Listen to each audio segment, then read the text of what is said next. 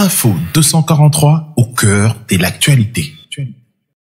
Nous allons vous présenter de manière vraiment succincte le programme que nous allons poursuivre aujourd'hui. Nous venons de procéder à l'adoration. Nous allons laisser la parole à Papa Sili pour la prière d'ouverture. Et nous aurons une petite exhortation de la part de Papa José. Ensuite, nous aurons le dévoilement de la pierre tombale par le chef de famille, Maître Walou. Ensuite, il y aura le mot de circonstance de la part des petits-enfants. Il y aura le mot de la part des beaux-fils. Il y aura le mot de la part du chef de famille, Maître Walou. La prière de fin et puis l'adoration qui va nous raccompagner au sortir du cimetière. Papa Sili, à vous la parole pour la prière d'ouverture. Nous allons prier. Éternel Dieu Tout-Puissant, nous reconnaissons en toi le seul et le véritable Dieu. Avant toi, il n'y a jamais eu de Dieu et après toi, il n'y en aura jamais. Tu es le Dieu grand, puissant et redoutable. Nul n'est comparable à toi, nul n'est semblable à toi. Du reste, toi, tu n'existes que de par toi-même. Mais nous te disons merci parce que tu es celui qui a vaincu la mort. Et en réalité, la mort aujourd'hui, c'est juste un changement de position. Mais éternel Dieu, toi tu l'avais déjà vaincu. Et si nous sommes en ces lieux, Seigneur, c'est juste parce que nous avons connu un cas de décès, mais aujourd'hui, Seigneur, nous sommes venus honorer la mémoire de celle qui est l'être cher que nous avons perdu. Éternel Dieu, nous te recommandons toute cette cérémonie. Papa, c'est toi le commencement et la fin de toutes choses. Nous te recommandons le début. Commence avec nous comme Alpha, achemine avec nous comme Emmanuel et termine avec nous, Seigneur, ce programme comme Oméga. Que ta main puissante soit sur nous, que ta main puissante soit sur ce programme, que ce programme soit béni, Seigneur, et que tout soit conduit par le Saint-Esprit. Seigneur, nous te recommandons cette cérémonie pour que tu te manifestes et que tu te glorifies au travers d'elle. Conduis-nous par ton esprit, donne-nous la paix, comble nos cœurs, Seigneur. C'est un être cher que nous avons perdu, mais sois là aussi pour nous consoler. Que tout soit pour ta gloire. Au nom de Jésus-Christ. Amen. Amen. Maintenant, nous passons à la petite exhortation qui sera tenue par Papa José. Alléluia. Amen. Alléluia. Amen. Dans son palais, tous crient. Gloire. Au nom de Jésus, tous crient. Gloire. Je bénis Dieu pour l'opportunité qui m'est offerte de tenir la petite exhortation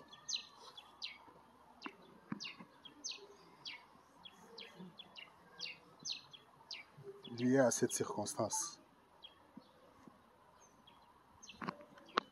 Je tentais par tous les moyens, en impliquant qui à gauche, à droite, de manière à nous éviter ceci. Mais je me dis que c'était la volonté de Dieu. Dans son plan, certes, il avait déjà prévu les choses et que personne ne pouvait changer parce que 3-4 personnes qui en dernière minute. Mais je me dis aussi que ça aurait eu un impact particulier dans la mesure où si elle était encore de ce monde, elle aurait voulu s'asseoir sur le banc et nous écouter encore parler de la part de Dieu. Avant de commencer cette petite exhortation, je passerai par qu'est-ce que je pourrais dire, un témoignage. Si je fais mes premiers pas dans le Seigneur, c'est par sa détermination. Je l'ai soumise à des corvées par moments, simplement parce que je devais répondre à un culte. Comme si elle en gagnerait quelque chose. Mais je ne savais pas que c'était un trésor. Elle me transmettait. Et elle a vraiment enduré plusieurs invitations. J'arrivais même au coin de l'avenue où se trouvait l'église. Par moments, je rentrais. Elle pouvait crier, vociférer, supplier même. Je m'en fous, je rentre. Et à l'autre occasion, elle insisterait jusqu'à ce que nous nous sommes engagés. Notre exhortation, nous la tirons du livre de Matthieu, chapitre 27, versets 58 à 60. Et nous allons lire le premier chapitre, le premier verset du chapitre 28. On peut nous aider avec la lecture. Il alla trouver Pilate et lui demanda le corps de Jésus. Et Pilate ordonna qu'on le lui remît. Joseph prit le corps, l'enveloppa d'un linceul blanc et le déposa dans le sépulcre neuf qu'il avait fait tailler dans le roc pour lui-même. Puis, ayant roulé... On va trouver un semblant de réponse ou au moins des insinuations pour justifier pourquoi nous sommes là. Parce que nous sommes certes de plusieurs tendances, mais une chose est vraie, il y a un dénominateur commun, c'est Christ Jésus. Alors, au-delà de la confession de foi, nous vivons dans un monde réel et nous croyons tous à l'existence d'un être suprême qui est Dieu.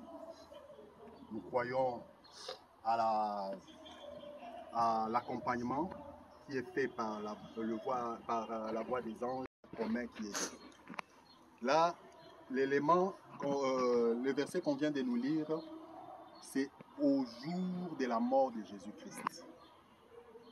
Il décède, Joseph d'Arimathée sollicite l'intervention de Pilate pour recueillir le corps de Jésus et le déposer dans un sépulcre. Pourquoi il ne l'avait pas laissé là-bas? Parce que ça fait partie des habitudes. Ces habitudes sont bibliques, ces habitudes tirent leur fondement dans la parole du Seigneur, parce qu'il est écrit, vous êtes poussière, vous retournerez dans la poussière. Cette exception ne pouvait pas être faite, au-delà du fait que Jésus était Dieu. Au-delà du fait qu'il n'allait pas demeurer toujours dans la terre. Mais évidemment, lorsque nous analysons la succession des événements, certes, Jésus est reparti aussitôt parce qu'il y a une parole qui accompagnait, c'est là, qu'il ressuscitera et qu'il sera ascensé, il va monter. Mais cette parole, si nous regardons dans la durée, elle est pour nous tous, créatures. Autant pour le Créateur, qu'il a vécu différemment, mais aussi les créatures la vivront. Parce que cette parole devra s'accomplir. On est poussière, on retourne dans la poussière. Voyez-vous? Mais ce qui reste, c'est ce qui était de la poussière. Comme Jésus avait la nature divine. Et qu'il n'est pas créé par la poussière, quand bien même il a revêtu le corps physique, il ne pouvait pas rester dans la terre. Voyez-vous? Amen. Amen. Raison pour laquelle il est retourné auprès de celui qu'il avait envoyé. Mais nous aussi, nous aurons à retourner un jour. Mais ce qui va retourner, ça ne sera pas le corps physique, parce qu'il est fait de la poussière. Amen. Amen. Il est fait de la poussière, il doit rester dans la terre, mais l'esprit humain ne restera pas. Amen. Amen. Amen. Il y aura un moment où Dieu sonnera la trompette pour que cela s'efface. Mais nous vivons un événement particulier où celui qu'on appelait Dieu, Fils de Dieu, était décédé. Un homme est allé demander ses corps pour le placer dans un sépulcre. Mais la particularité de cette lecture, c'est quoi?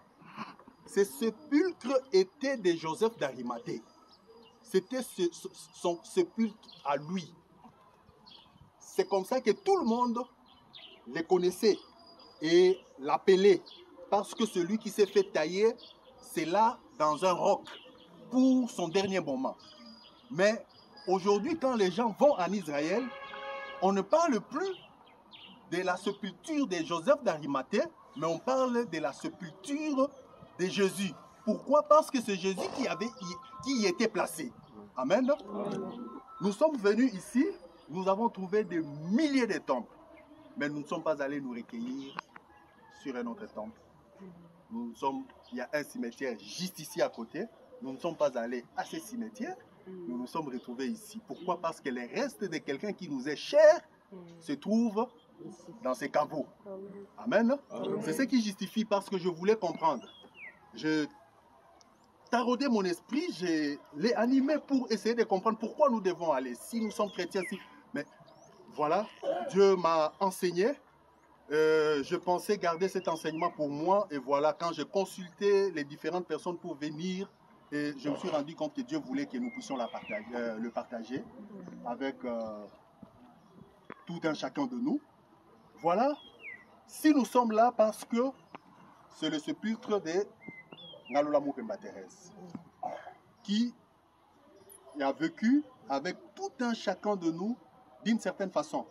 Chacun peut garder un témoignage. Chacun aurait, si l'occasion serait donnée, ou aurait pu être donnée, de déligner au moins 2 ou 3 choses pour dire « j'ai vécu ceci, j'ai reçu ceci, elle m'avait apporté cela », et tout ça. Donc chacun a un témoignage. Voilà, la rencontre d'aujourd'hui, c'est une rencontre de souvenirs.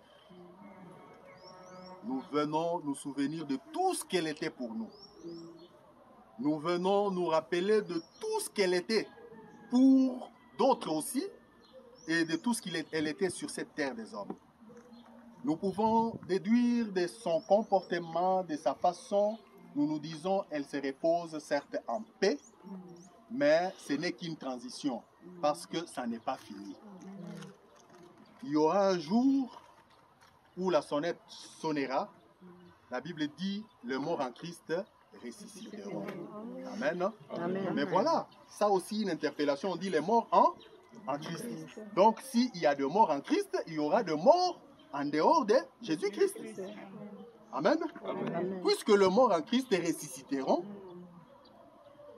nous devons nous faire violence pour être de ceux-là qu'on appellera le mort en Christ, pour que nous ayons la chance de ressusciter.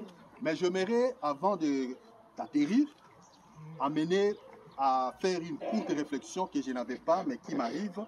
La Bible dit ceci. 1000 ans pour Dieu, c'est ça, hein? 1000 ans pour l'homme l'homme représente un jour pour Dieu. Voilà, c'est ça.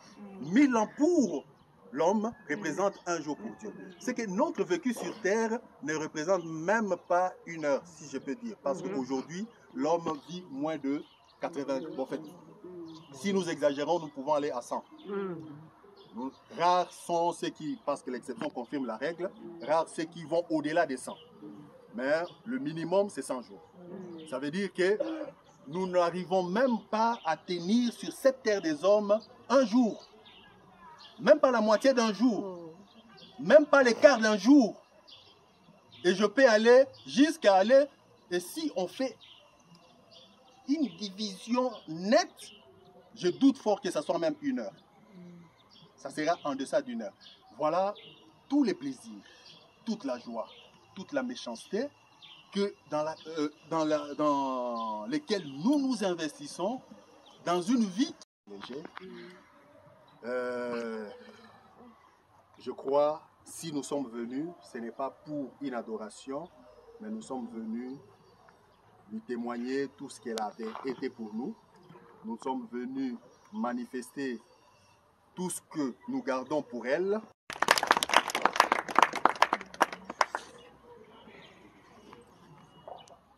Nous allons procéder au dévoilement de la pierre tombale par le chef de famille, Maître Wali.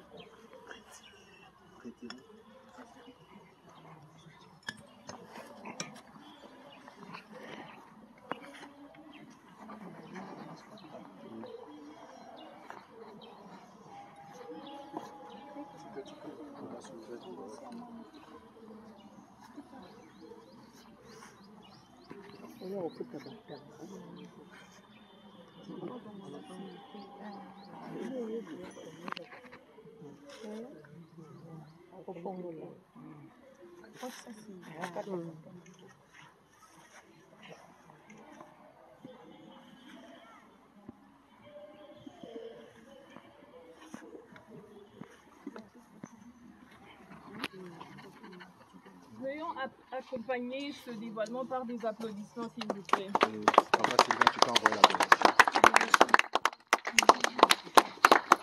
Le roi des rois, c'est toi, Jésus. Le roi des rois. Le roi des rois, c'est toi, Seigneur. Le roi des rois. Le tout-puissant, c'est toi, Jésus. Le tout-puissant. Le tout-puissant, c'est toi, Jésus. Le tout-puissant. Chantons Hosanna. Alléluia. Chantons Hosanna, chantons Hosanna, Alléluia, Alléluia, Alléluia, Hosanna, Alléluia, Hosanna, Alléluia, Hosanna, Alléluia, Hosanna,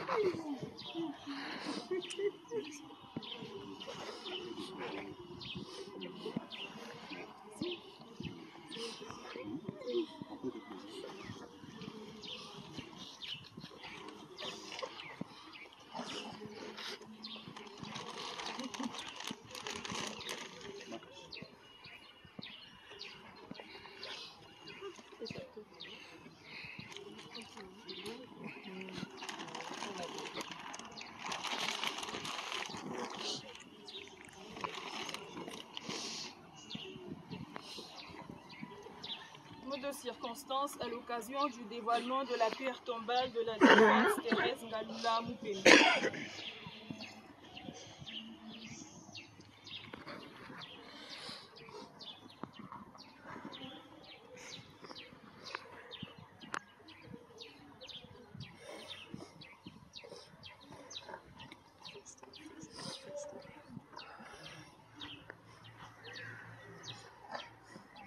En ce jour du 19 février 2023, grande est notre joie, grand est notre soulagement de constater la qualité digne de cette demeure qu'a rejointe IATT en date du 7 avril 2014 et dans laquelle elle restera jusqu'à la fin des temps. Certes, c'est un jour de joie, mais nous ne saurons le marquer sans ressasser ce qu'a été cette personne. Car, excepté l'aspect du dévoilement de la pierre tombale, c'est celui du souvenir qui nous réunit ici. 1er janvier 1946, naissait un être innocent, ignorant les forts et faibles moments qui allaient constituer sa vie, sans parler des personnes qui allaient en faire partie. 28 mars 2014 rendait l'âme cette même personne que nous chérissions tous. Oui, tous. Du moins que nous devrions tous chérir, car il n'y avait aucune raison de ne pas le faire. 28 mars 2014, le jour sans jour.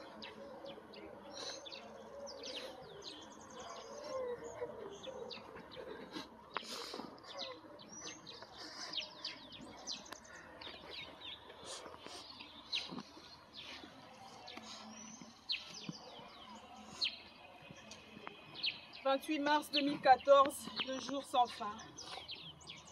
Il y a 9 ans, nous avions pleuré en bon chrétien, en acceptant que c'était la volonté de Dieu et en croyant en une nouvelle et meilleure vie pour elle dans l'au-delà.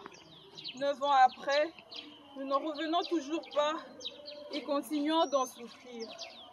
Cependant, nous nous souviendrons de Yaya comme Une bonne épouse pour son mari, telle que l'Église l'est pour Christ.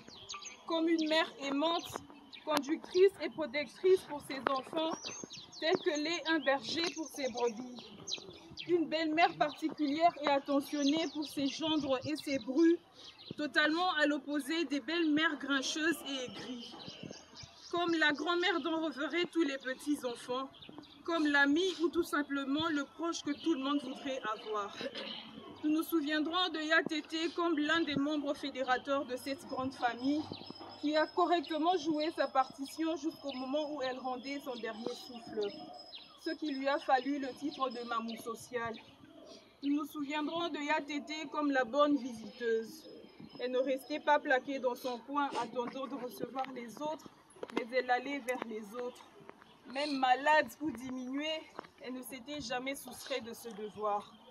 Elle ne voyait aucun événement marquant, tel qu'un anniversaire, comme seule et unique occasion de rencontre, mais plutôt tous les jours que Dieu a fait. Celle qui a toujours vécu au milieu des siens continue malheureusement un voyage en solitaire.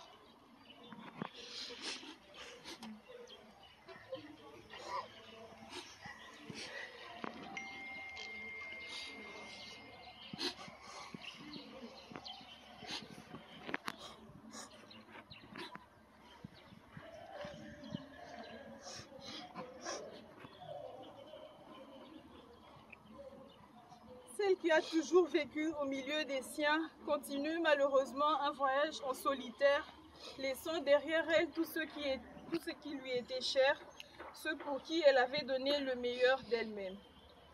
Nous nous souviendrons de Yatété comme celle qui avait la main large, la main sur le cœur.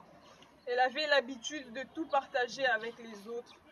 Il ne fallait pas nécessairement qu'elle en ait plus ou qu'elle connaisse quelqu'un pour lui tendre la main. Il suffisait seulement qu'elle constate le manque chez celui-ci pour poser un geste, même s'il n'avait rien demandé. Elle pouvait manquer de quoi remplir son estomac, mais pas voir son prochain mourir de faim. Appelez Sata Laté. Ces petits-enfants dont nous sommes, nous souviendrons certainement des cakes et des chips dont elle nous gavait aux jours ordinaires, encore plus aux jours d'anniversaire.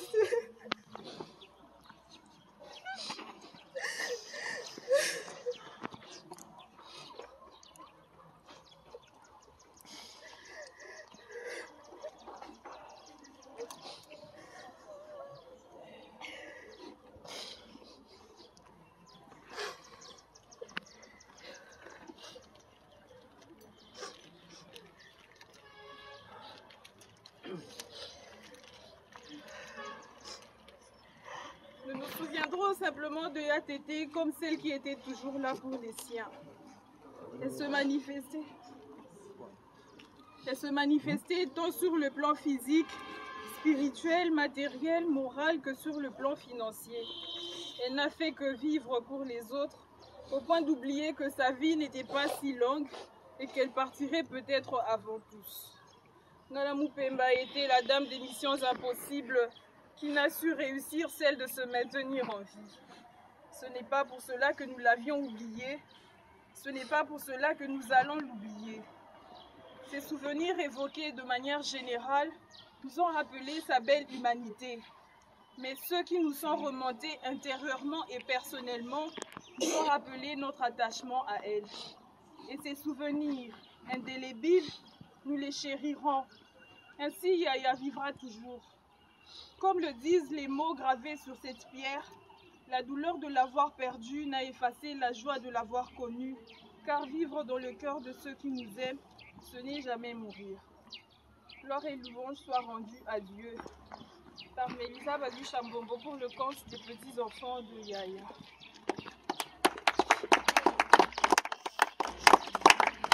Cependant, il y a un autre mot qui nous est parvenu ce matin. Nous allons le lire et signaler d'origine. Ma respectable belle-mère a été une maman pour moi et pour nous tous qui la célébrons en ce jour. Je me souviens de ces 2 appels téléphoniques 2 jours successifs alors qu'elle nous quittait moins de 48 heures après. Aujourd'hui, un jour de recueillement pour nous tous en sa mémoire, Je retiens d'elle l'expression de la vérité, toujours la vérité, se battre pour la vérité. La vérité, c'est en Christ, c'est Christ que nous vénérons toujours. Elle a pratiqué la simplicité. À tous nos enfants et surtout à nos filles, j'exhorte à suivre son exemple, vivre une vraie vie, réelle, simple et pleine d'altruisme. La force de ces actes est celle qui nous revigore, à faire tout ce que nous avons programmé de faire pour elle aujourd'hui.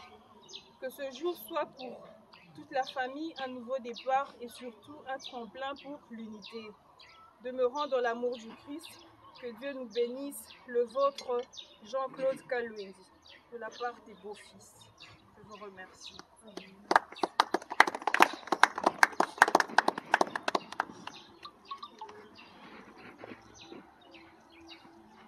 Nous allons accorder la parole au chef de famille pour le dernier mot en ce lieu, cette circonstance.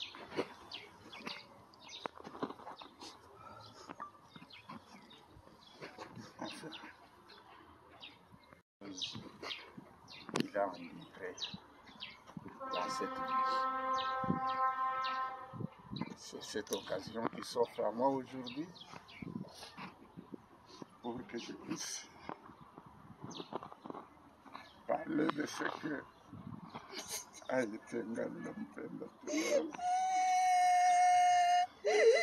durant toute notre vie.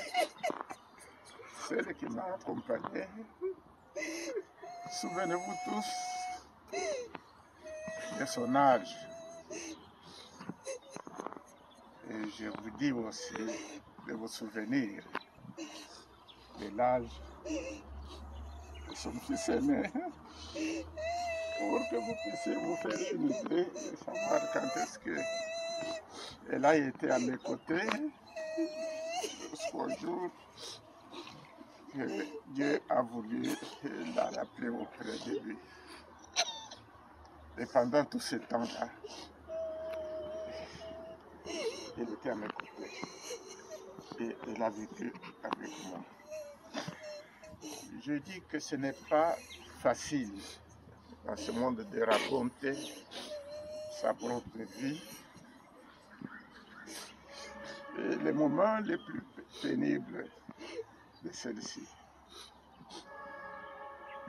On l'a dit tout à l'heure, 3 mois plus tôt, j'ai perdu celle qui m'a mis au monde. Et elle était à ses côtés. Elle l'a pleuré et elle l'a enterré avec moi.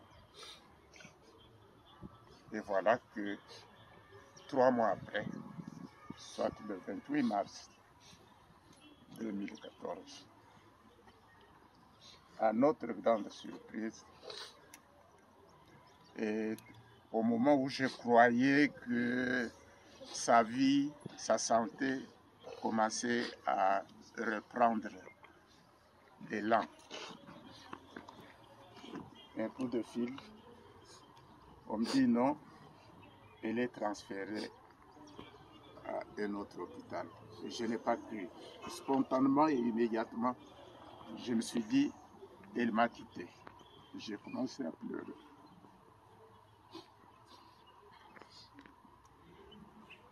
Et c'était le début de notre séparation. Comme si cela ne suffisait pas. Moins de 24 heures après, celle qui venait derrière moi, celle à qui j'avais laissé le sein, comme on dit à notre langue, en apprenant la mort de sa belle-sœur, Marie-Jeanne Moujinga, ma petite sœur, nous a quittés aussi. Donc à cette date-là, j'ai perdu 2 personnes. Le reste est mort. Ces souvenirs, ce n'est pas beau, ce n'est pas bien, ce n'est pas encourageant, ce n'est pas plausible qu'un homme puisse raconter ses propres événements, surtout les événements ayant trait à la vie difficile à décrire comme celle-ci. Somme toute, mes chers enfants, vous êtes les produits de ma vie sur terre avec celle dont nous honorons l'événement aujourd'hui. J'aimerais bien vous rappeler que depuis cette date-là, du 28 mars 2014 jusqu'à ce jour, nous avons vécu des moments difficiles, des moments de tristesse, des moments de colère et des moments de souffrance. Bref, les moments les plus difficiles qu'une personne peut endurer dans sa vie. Et voilà, aujourd'hui, pour être précis, mais aussi bref, nous revenons à notre coutume, à la coutume ancestrale, pour dire que tous ces moments que nous avons traversés, c'était le moment de crise, le moment de tristesse, le moment de colère. Février 2023, autour de ce que nous appelons la tombe de Galula Thérèse, la tombe de la mère de mes enfants. Celle qui a cultivé l'amour dans ma famille, celle qui a reçu tous mes visiteurs, tous mes amis, tous mes collègues, tout ce qui était autour de moi, et même les simples passagers. Et les a reçus, et les a aidés, et l'a préparé pour eux, sans discrimination et sans distinction. Et elle a cultivé cet amour, Galula Thérèse, jusqu'au dernier jour de sa mort. Elle l'a prouvé. Et nous devons lui témoigner cette vertu qui était attachée à elle et à sa personne. Tournez la page sombre. Acceptez-le comme tel. Et désormais, nous vivons dans la joie du Christ qui a voulu que ça soit ainsi, puisque nous, souvenez-vous, à cette date-là, ici je parle particulièrement de José, qui est à mon côté, de son grand frère, Séraphin, il est là. À cette date-là précisément, lorsque j'ai quitté l'hôpital, ils étaient là. Personne ne croyait que l'événement, à moins de 3 heures après notre séparation, que cet événement-là allait se produire. Vous l'avez dit en priant que nous devons prier et nous devons nous aimer. La page sombre, j'ai dit que nous l'avons tournée avec cet événement de feu. Nous ouvrons la page de joie, la page de vivre ensemble, la page d'amour. Et en aimant, nous devons aimer d'abord et avant toute chose le Christ, c'est lui qui nous a facilité pas mal de choses. Et dans cet espoir que nous allons maintenant prouver que nous avons changé la page, que nous avons et nous oublions la tristesse, puisque la tristesse ouvre la page sombre, et cette page sombre, c'est celle que nous avons, que nous fermons aujourd'hui.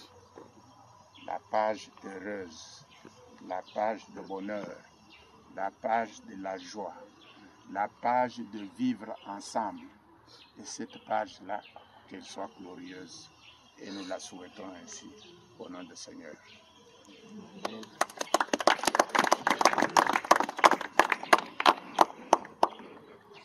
Après la prière de la fin, on va exécuter Papa Sylvie. Nous allons regagner le sortir du cimetière en exécutant un chant d'action de grâce.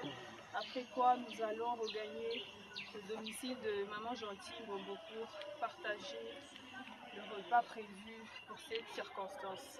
Parce que nous l'avons dit, c'est un moment de joie. Merci. Merci Jésus. Merci Jésus. Merci Jésus. Merci Jésus. Merci Jésus. Merci Jésus. Alléluia. Alléluia. Merci Jésus. Merci Jésus. Merci Jésus. Merci Jésus. Merci Jésus. Merci Jésus. Alléluia. Alléluia. Tu es Seigneur. Tu es Seigneur. Tu es Seigneur. Tu es Seigneur. Tu es Seigneur. Tu es Seigneur. Alléluia. Alléluia. Tu es le roi. Tu es le roi des rois. Tu es le roi. Tu es le roi. Alléluia. Alléluia. Nous t'acclamons. Nous t'acclamons. Nous t'acclamons. Nous t'acclamons. Nous t'acclamons. Info 243 au cœur de l'actualité.